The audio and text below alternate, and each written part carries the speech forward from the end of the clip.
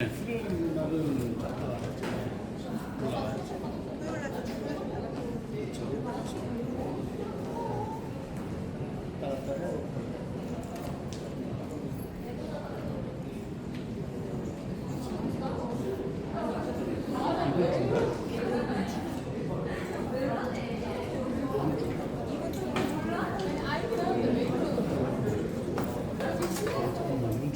촬영 반갑습니다. 서로 인사하는 시간을 갖겠습니다. 얼굴 보면서 촬영으로 인사합니다. 촬영으로 인사하겠습니다. 좌우 옆 사람들과 촬영으로 인사합니다.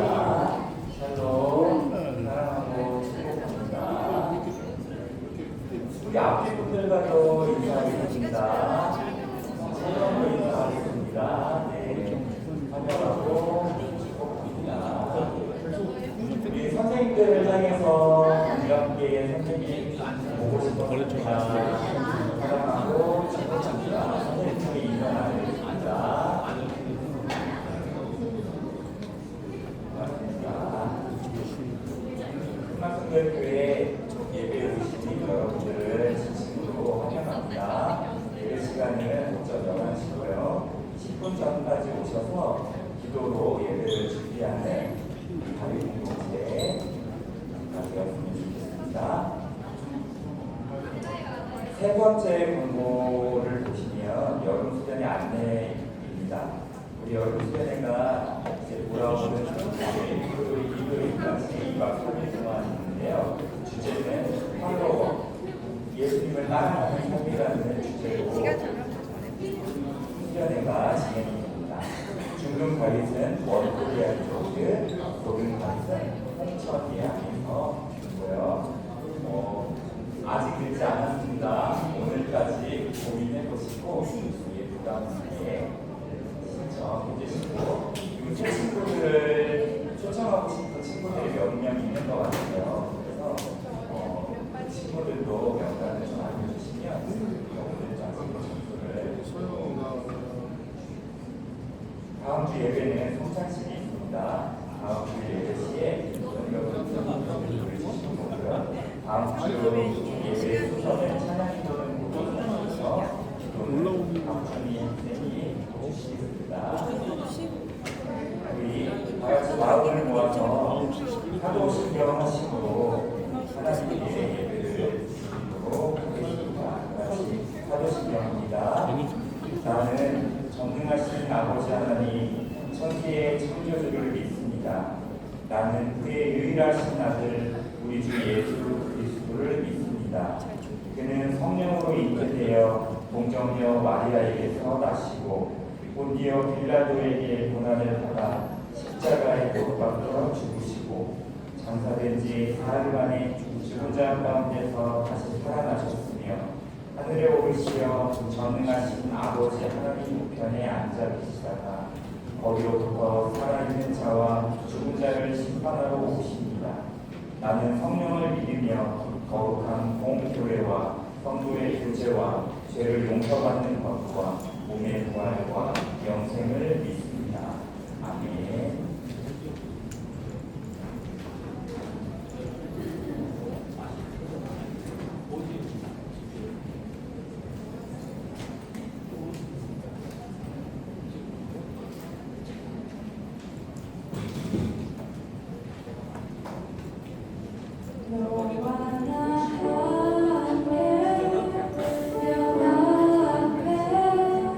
가장 아름다운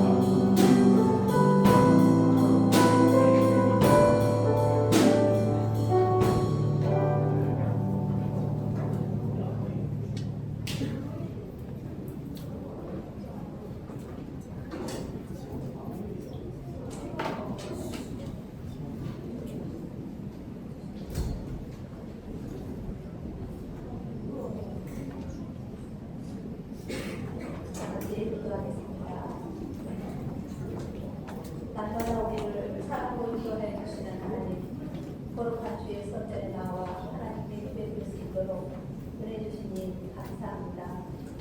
세상의 유혹과 나의 이기적인 욕심에 이끌려 하나님의 말씀대로 살지 못하고 도망과 시기하심으로 하나님 앞에 부끄러운 잘못을 행했던 우리의 죄와 허물을 고백하고 회개합니다. 예수님의 보혈로서 저희를 깨끗하게 씻어주셔서 정결한 모습으로 하나님 앞에 예배드리는 우리의 예배를 기쁘게 받아주시기를 원합니다. 하나님, 우리 가해 공동체 식구들을 위해 기도합니다.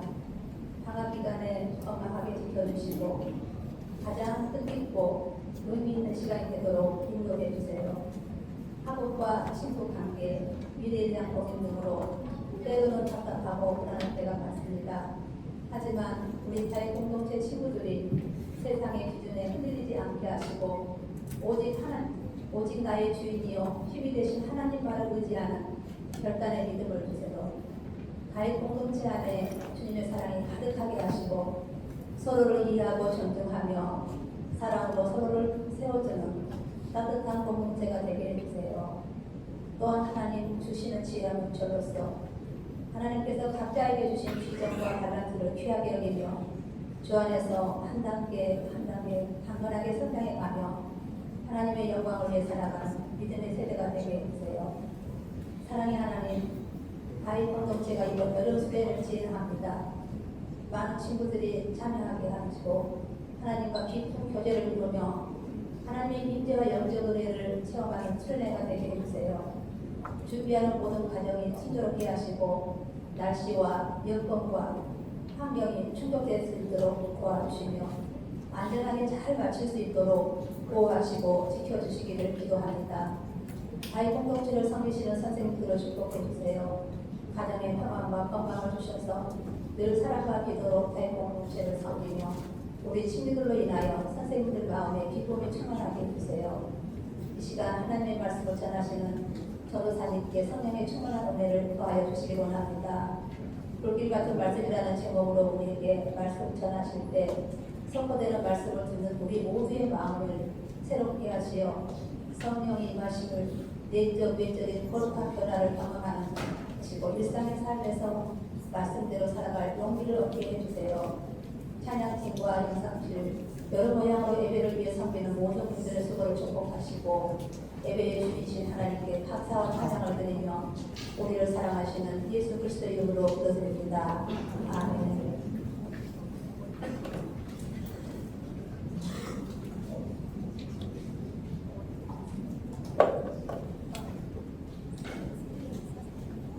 샬롬 반갑습니다. 우리 좌우 옆 사람들과 함께 인사 나누겠습니다. 샬롬으로 인사합니다. 샬롬, 사랑하고 축복합니다. 반갑습니다. 서로 얼굴 눈 좀 마주봤으면 좋겠습니다. 네, 앞뒤 분들과도 인사하겠습니다. 샬롬, 사랑하고 축복합니다. 우리 보고 싶었던 선생님들을 향해서도 인사하겠습니다. 선생님 사랑하고 축복합니다. 네. 반갑습니다, 여러분. 만나서 너무 행복합니다. 우리가 오늘 나눌 하나님 말씀은 예레미야 23장 23절에서 29절까지의 말씀입니다. 다 같이 봉독하겠습니다. 거룩하신 하나님의 말씀입니다. 여호와의 말씀이니라. 나는 가까운 데에 있는 하나님이요 먼 데에 있는 하나님은 아니냐. 여호와의 말씀이니라. 사람이 내게 보이지 아니하려고 누가 자기를 은밀한 곳에 숨길 수 있겠느냐. 여호와가 말하노라. 나는 천지에 충만하지 아니하냐. 내 이름으로 거짓을 예언하는 선지자들의 말에 내가 꿈을 꾸었다. 꿈을 꾸었다고 말하는 것을 내가 들었노라. 거짓을 예언하는 선지자들이 언제까지 이 마음을 품겠느냐. 그들은 그 마음에 간교한 것을 예언하느니라. 그들이 서로 꿈꾼 것을 말하니 그 생각이 즉 그들의 조상들이 바알로 말미암아 내 이름을 잊어버린 것 같이 내 백성으로 내 이름을 잊게 하려 함이로다. 여호와의 말씀이니라. 꿈을 꾼 선지자는 꿈을 말할 것이요 내 말을 받는 자는 성실함으로 내 말을 말할 것이다. 저가 어찌 알고가 같겠느냐. 여호와의 말씀이니라. 내 말이 불같이 아니하냐. 바위를 쳐서 부스러뜨리는 방망이 같지 아니하냐. 사랑하는 다리 공동체 여러분, 오늘 여러분에게 질문 하나를 해보겠습니다. 여러분은 하루에 몇 마디 정도의 말을 들으면서 살아갈까요? 생각보다 정말 많습니다. 아침에 눈을 뜨면 휴대폰부터 먼저 봅니다. 카톡 알림이 옵니다. 인스타그램을 봅니다. 쇼츠를 넘깁니다. 유튜브 알고리즘이 또 다른 영상을 보여줍니다. 학교에 가면 친구들의 말을 듣습니다. 선생님의 말씀을 듣습니다. 집에 오면 부모님의 말씀을 듣습니다. 하루를 마칠 때까지 우리는 수없이 많은 말을 듣습니다. 그런데 여러분, 그 많은 말들 가운데 여러분의 마음을 가장 움직이는 말은 무엇일까요? 혹시 이런 말을 들어본 적이 있습니까? 넌 왜 그것밖에 못하니? 너는 안 될 것 같아. 공부나 해. 너는 재미없어. 이상하게도 이런 말이 오래 기억이 납니다.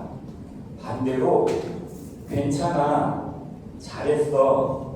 나는 너를 믿는다. 이런 말 한마디는 한 사람을 다시 일으켜 세우기도 합니다. 왜 그럴까요?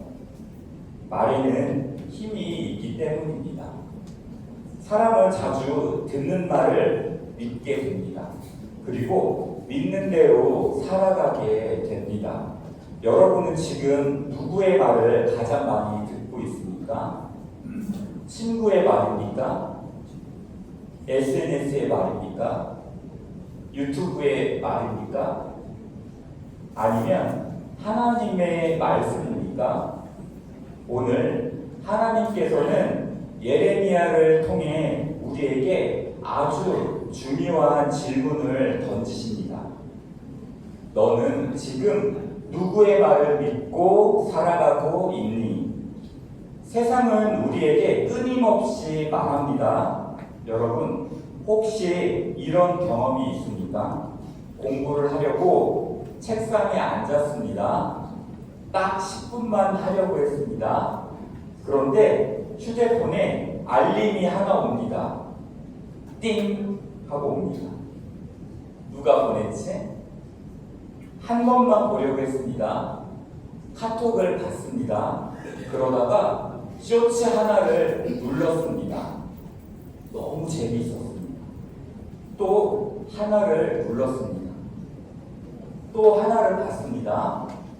정신을 차려보니까 30분이 지나 있고 어떤 날은 1시간이 지나 있습니다. 왜 그럴까요? 휴대폰이 나빠서일까요?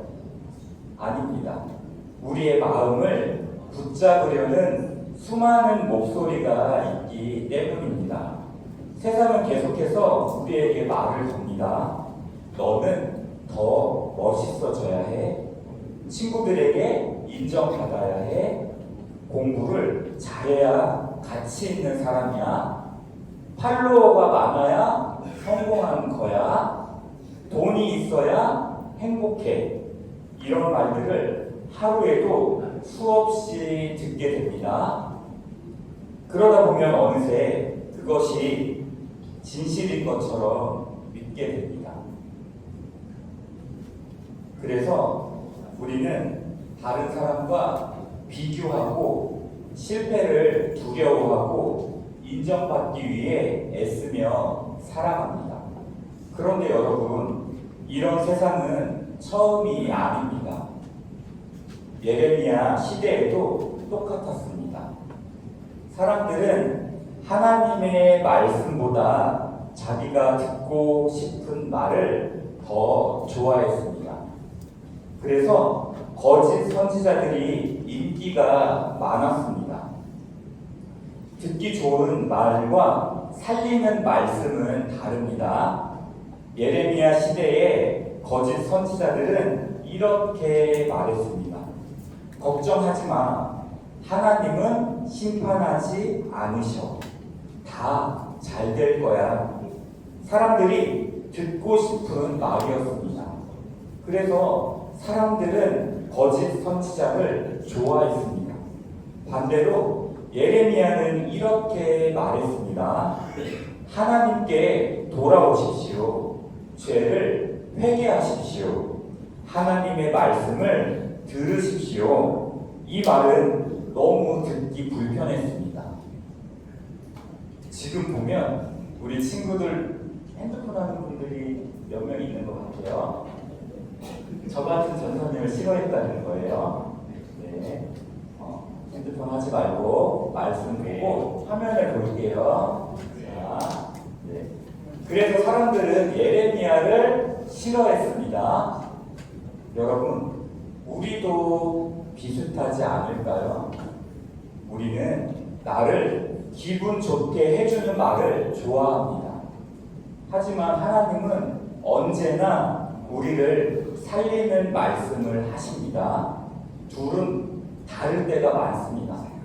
친구가 괜찮아, 한 번쯤은 속여도 돼 라고 말할 수도 있습니다.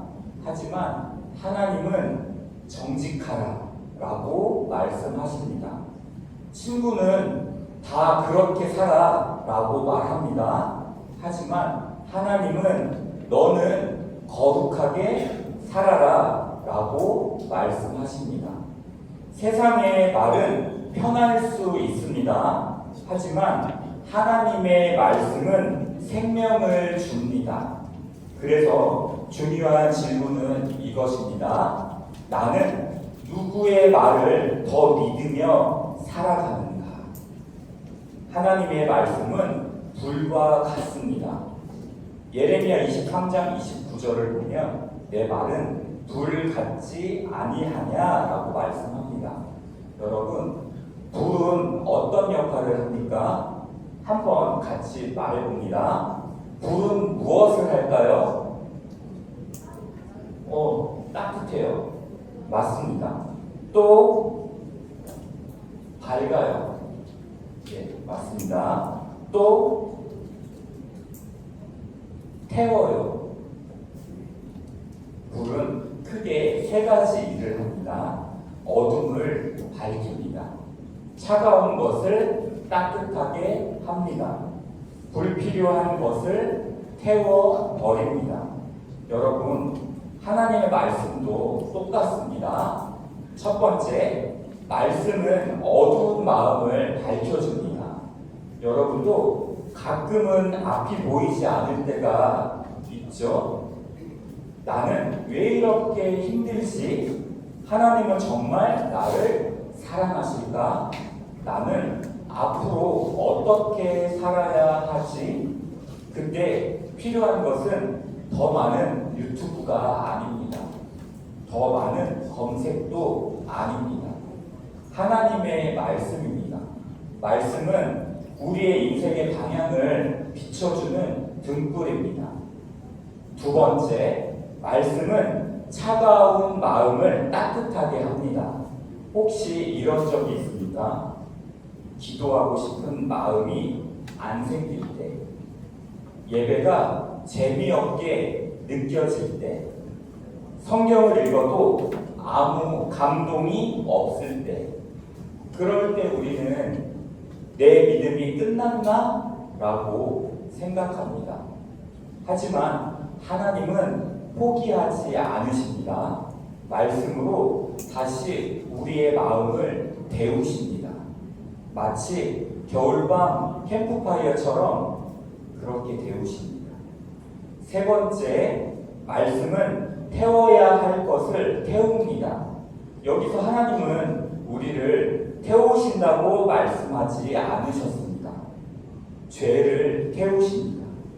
교만을 태우십니다. 미움을 태우십니다. 거짓을 태우십니다. 두려움을 태우십니다. 우리 안에 있는 예수님을 담지 않은 것들을 태워버리십니다. 여러분, 지금 여러분의 마음속에는 하나님께서 태워버리기를 원하시는 것이 무엇입니까? 미움입니까? 질투입니까? 음란한 생각입니까? 거짓말입니까? 아니면 상처입니까? 오늘 하나님께서는 그것을 그냥 두지 않으시겠다고 말씀하십니다. 불은 사람을 태우기 위해 있는 것이 아닙니다. 여러분, 금을 만드는 영상을 본 적이 있습니까? 처음에는 흙도 섞여 있고 돌도 섞여 있고 불순물도 가득합니다. 그런데 그것을 뜨거운 불 속에 넣습니다. 왜 그럴까요? 금을 없애기 위해서입니까? 아닙니다.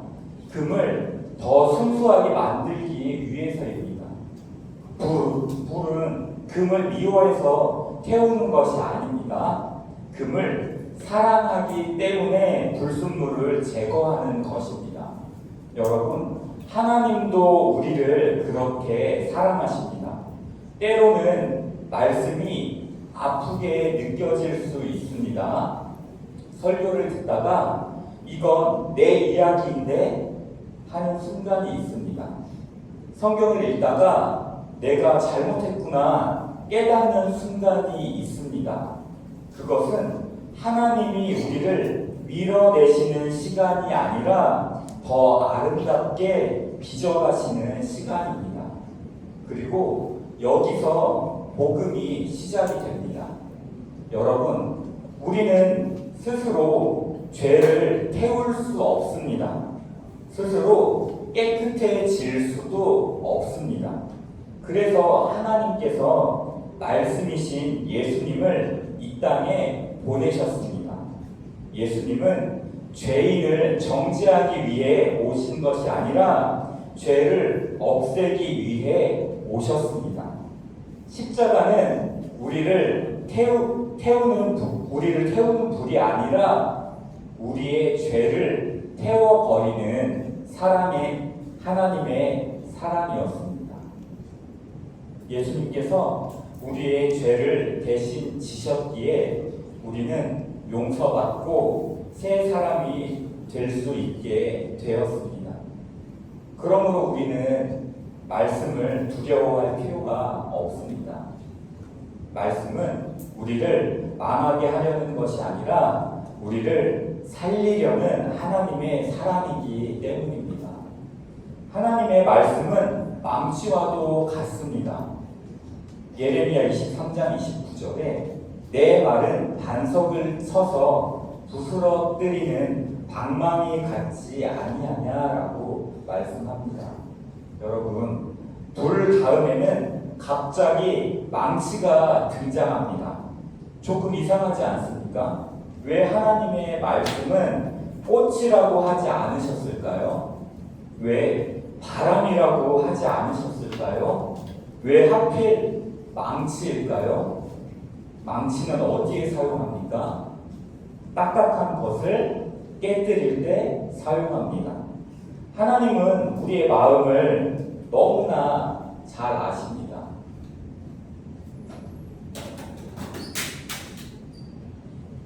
핸드폰은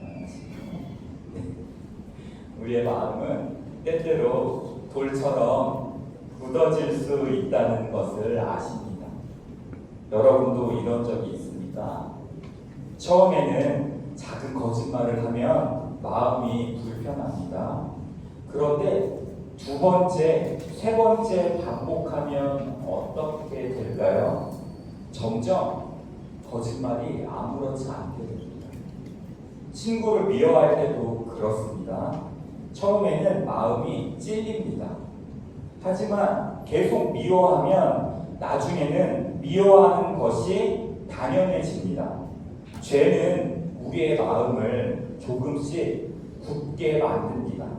그래서 하나님의 말씀을 들어도 찬양을 해도 기도를 해도 감동이 사라질 때가 있습니다.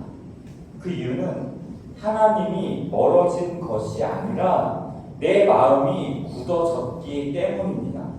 혹시 지금 내 마음도 조금 굳어져 있지 않을까요? 예배가 습관이 되지는 않았나요? 기도가 형식이 되지 않았나요? 하나님의 말씀보다 세상의 말이 더 크게 들리지는 않습니까? 그런데 하나님은 포기하지 않으십니다. 그래서 망치를 드십니다. 우리를 부수려고 드셨겠습니까? 아닙니다. 굳은 마음을 깨뜨려서 다시 살리려고 하십니다. 여러분, 성경에도 이런 사람이 있습니다. 바로 베드로입니다. 베드로는 예수님께 이렇게 말했습니다. 주님, 다른 사람은 다 떠나도 저는 절대 떠나지 않겠습니다.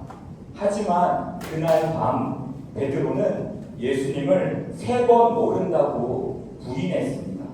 그리고 달이 울었습니다. 그 순간 베드로는 무엇을 들었을까요? 예수님의 책망이었을까요? 아니었습니다. 예수님께서 이미 하셨던 말씀이 떠올랐습니다. 닭 물기 전에 네가 3번 나를 부인하겠다. 그 말씀 앞에서 베드로는 무너졌습니다. 성경은 말합니다. 밖에 나가서 베드로가 심히 통곡하니라. 여러분, 예수님의 말씀은 베드로를 망하게 하지 않았습니다. 그 말씀은 교만한 베드로를 깨뜨리고 새로운 베드로를 세우셨습니다. 그래서 부활하신 예수님은 다시 베드로를 찾아오셔서 말씀하십니다. 네가 나를 사랑하느냐. 말씀은 사람을 정죄하기 위해 있는 것이 아니라 사람을 다시 일으키기 위해 있습니다. 사랑하는 다윗 공동체 여러분, 오늘 하나님은 우리에게 말씀하십니다. 내 말은 불과 같다. 우리의 죄를 태우기 위해 내 말은 망치와 같다. 굳은 마음을 깨뜨려 다시 살리기 위해. 그런데 여러분, 하나님께서 우리에게 주신 가장 큰 말씀은 책이 아니라 예수님입니다. 요한복음은 예수님을 말씀이라고 부릅니다. 말씀이 사람이 되어 우리 가운데 오셨습니다. 예수님은 십자가에서 우리의 죄를 대신 지셨고 부활하셔서 우리에게 새 생명을 주셨습니다. 그래서 우리가 말씀을 읽는 이유는 지식을 쌓기 위해서가 아닙니다. 말씀이신 예수님을 만나기 위해서입니다. 여러분, 혹시 오늘 하나님께서 여러분 안에서 태우고 싶어 하시는 것이 있습니까? 혹시 깨뜨리고 싶어 하시는 굳은 마음이 있습니까? 그것을 여러분 숨기지 마십시오. 예수님 앞에 가지고 나오십시오. 말씀은 여러분을 정죄하지 않습니다. 말씀은 여러분을 새롭게 합니다. 오늘도 예수님의 말씀을 붙드는 사람이 세상의 말이 아니라 하나님의 말씀으로 살아가는 사람이 바로 다윗 공동체가 되기를 축복합니다. 아멘. 우리 이 시간 다 같이 마음을 모아서 전사님과 함께 소리내서 따라하는 결단의 기도를 하겠습니다. 화면을 보고 함께 한 구절씩 따라하며 기도합니다. 사랑의 예수님, 오늘도 저를 말씀 앞으로 불러주셔서 감사합니다. 세상의 말보다 주님의 말씀을 더 믿는 사람이 되게 하여 주옵소서. 제 안에 있는 교만과 거짓과 두려움을 주님의 말씀으로 태워 주옵소서. 굳어있는 제 마음을 주님의 말씀으로 깨뜨려 주옵소서. 말씀이신 예수님을 더 사랑하게 하시고 날마다 주님의 말씀 안에 살아가게 하여 주옵소서. 듣기만 하는 사람이 아니라 순종하며 살아가는 참된 제자가 되게 하여 주옵소서. 이번 한 주도 주님의 말씀이 제 삶을 이끌어 가게 하여 주옵소서. 예수님의 이름으로 기도합니다. 아멘.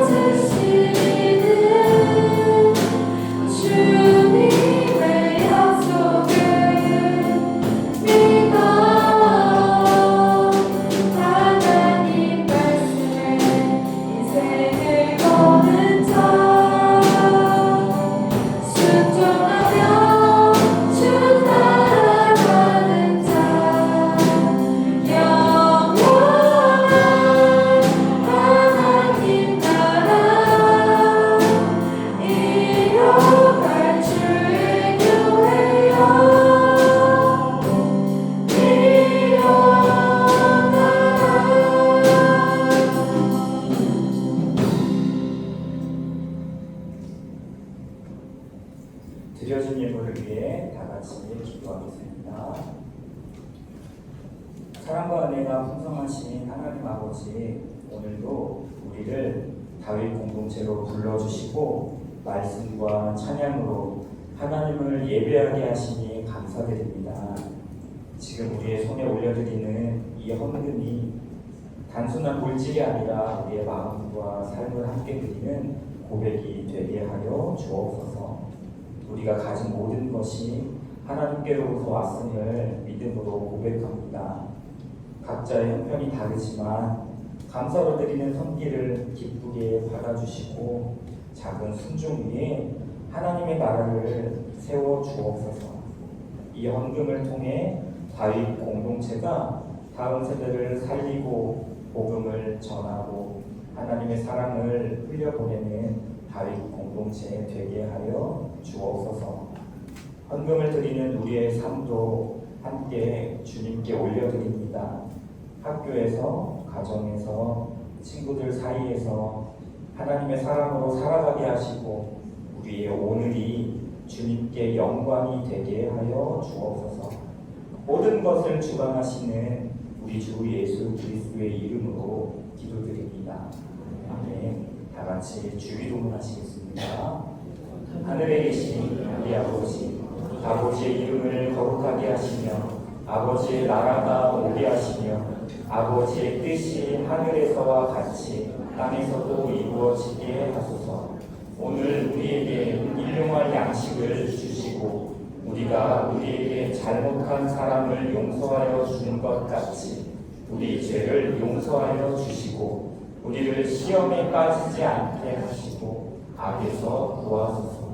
나라와 권능과 영광이 영원히 아버지의 것입니다. 아멘. 모두 신나게 한곡 부르면서 즐거운 마음으로 이걸 듣도록 하겠습니다.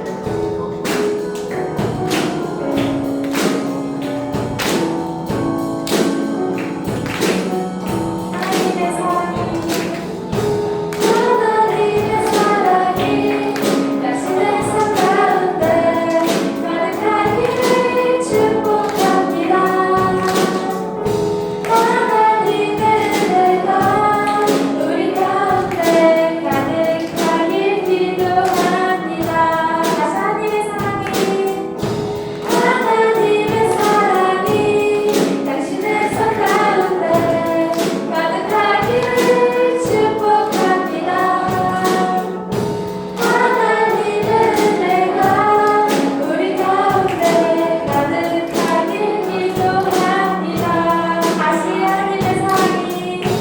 하나님의 사랑이 당신의 삶 가운데 가득하기를 축복합니다. 하나님의 은혜가 우리 가운데 가득하길 기도합니다. 가득하길 기도합니다. 가득하길 기도합니다.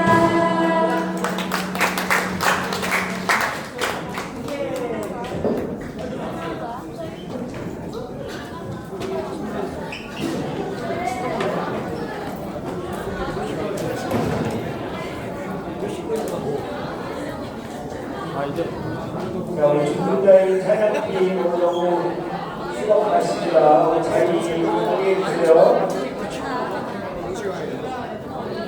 중분자의 찬양팀이 이것도 많고 너무 오늘 찬양으로 섬기는 모습이